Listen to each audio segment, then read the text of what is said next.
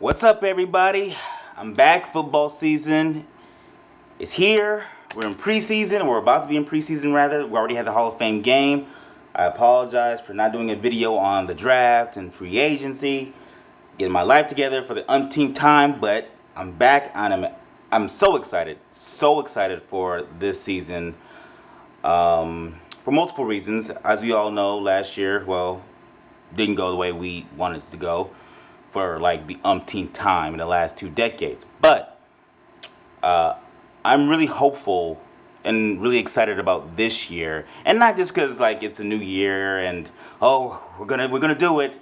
They actually think that they were very smart in how they built this team, especially through the draft, because I might be the only person who's really this hyped about Hunter Renfrow, but honestly, I'm super excited about him because whenever you need a catch, this man makes it. I've seen him play in several games. I remember when he had the game-winning touchdown against Alabama with Deshaun Watson at quarterback, and I was like, oh, that's a man right there to make that kind of play at that time of the game in a big-time game like that, and to see him make other ridiculous plays where there's hands in the face, I'm really excited for him. A short-handed receiver for when Carr needs to dump off to a 4 or 5 yard out route or something like that. This man will be there. And honestly, he reminds me of a Ricky Prohl. And I use Ricky Prohl because this offense, I think, can be dynamic, which I'll get into in a little bit. But Hunter Renfrow can play that role where he makes the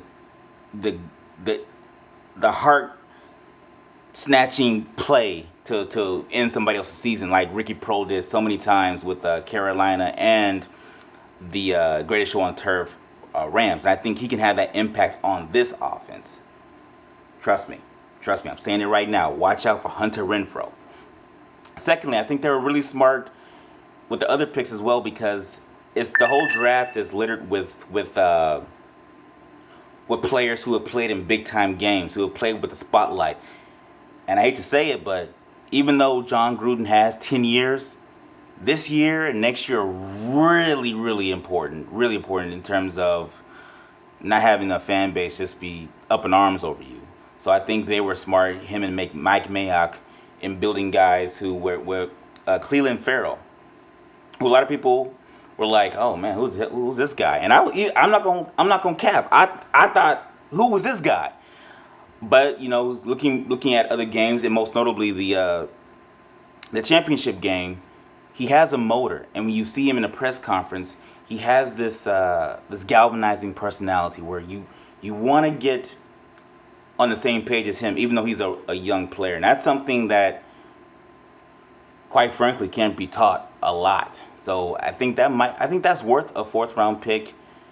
I might be reaching for it, but I think you need that kind of leadership and the guy who has a relentless motor, who does make plays. Because it's one thing to be a hustler and not make plays, but I think he is a hustler who does make plays and will make plays. I think he will really help out Maurice Hurst, Arden Key, and everybody else on the defensive line. So I think the defensive line will be improved with his addition. Jonathan Abrams. I'm on the fence about him, even though I love his personality. I saw the interviews from him as well. He plays with controlled, reckless abandon, in which is probably an oxymoron, but I like it. I'm just weary that how will he hold up in coverage at the NFL level? Because I haven't seen like a lot of plays where he's just like batting down plays, or he's making those game-changing interceptions. I see more of a thumper run support. But as we all know, we're going to need our our safeties, to cover the tight end position, which has been the bane of our defense for the last several years. So I'm cautiously optimistic about Jonathan Abram. Let's see who else. Oh, I am curious. Oh, excuse me. I am excited about Trayvon Mullen. I do like his range. I like his speed. I like how he was called upon to be on an island, mostly at Clemson. He does have blitzing ability, and I like how he doesn't seem rattled when he gets beat, and that's huge for a cornerback where the game is literally set up for you to fail. So I think Trayvon Mullen will have I think he'll have a spotty year where he'll have good moments and bad moments, but I think he's really gonna show up in year 2 and 3. And another guy. Speaking about DBs, who I'm really excited about, what is his name? Isaiah Johnson. That man, I think he's a specimen because watching him, watching his highlights rather, his speed, his makeup ability, I think those are God-given talents that if the coaching staff can coach him and work on his technique, and actually he's got to get bigger too. I think basing on the film that I saw, he's very very frail. But if he can actually get bulkier and work on the technique a little bit, I think in year 3 or 4, we might look back on this draft and say, we got a sleeper, boys. That was a sleeper. That was a sleeper. Josh Jacobs. I like that pick. A lot of people in the Raider Nation didn't really like it, but I love his versatility. I love how he has good hands.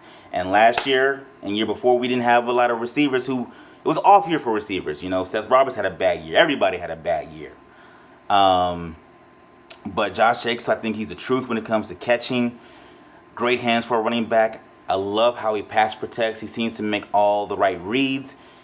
And I like his vision and patience, which is an underrated skill, I believe, in judging great running backs or running backs coming out of college. I love his patience and I love his vision. Once again, another player who's used to the big stage, has put up numbers in the big stage. And I know a huge critique about him is that he didn't get a lot of carries, but in my mind, that's all love right there because we need fresh bodies. And running backs, they only have a certain shelf life, most likely 3 to 4 years. Not everybody can be AP where you can play up until you're 34 and 35. So I like the fact that he does not have a lot of wear and tear on his body. I think he's going to be a huge addition to this offense, and I think it's going to be a big bounce back year for Derek Carr. We got Trent Williams? No, Trent Brown. Got Trent Brown. I think he'll stabilize the tackle position. I like the addition of Tyrell Williams. I saw what he did to us several times going against the Chargers. Big play ability, big play receiver. Also, he has height on him. Can't teach that kind of height. J.J. Nelson, him paired with A.B. There's going to be a lot of speed on this offense, and I think it's going to be a dynamic offense. I do like the addition of Brandon Marshall and Vontaze Burfict. Let me start off with Vontaze Burfict. I always thought he had great talent. His decision making and just the the culture. No, I guess the stigma around the Bengals kind of made it hard for him to succeed. But I think a familiar coach in a new area, a new fan base, a new stigma, I think that'll help him. If he can play controlled, he can be a huge addition. Now, Brandon Marshall, I really like that one because seeing a lot of Denver games, I used to see, man, Brandon Marshall, he has speed. He's not trash in coverage. Linebackers traditionally have not been good in coverage for the Raiders. He's not trash in coverage. Once again, big-time player, has a Super Bowl ring, played in big-time games. They built the roster to be littered with guys who are in big-time situations and who have made plays in those big-time situations. So I think they did it right. They did it right building this team. And I'm excited. I'm excited. And I haven't seen Hard Knocks, which debuted last night. At first, I wasn't really excited about us being on Hard Knocks, especially if we're trash in the regular season, where I gotta sit back and watch the film and like, where did it go wrong on every episode of Hard Knocks? I wasn't looking forward to that, but right now, since it's August, I'm actually really excited to see it. A sleeper. I'm rooting for this guy so much. Keon Hatcher. I really believe he can actually be a big time player for the Raiders in the future, and I think you'll start to see those dividends this year. I'm not saying he's going to be an All Star this year, or no, not All Star, but a Pro Bowler this year. But I think you'll sit there and say, "Wow, Keon Hatcher, he can be something in the future." We have young talent. We have cornerstones. I think we might be in these streets this year, boy. And I'm gonna end it like this. We out here, ladies and gentlemen. Super Bowl! Another year, another time, a chance for me to see my team win a championship and just to witness greatness. That's what this year's gonna be. Greatness.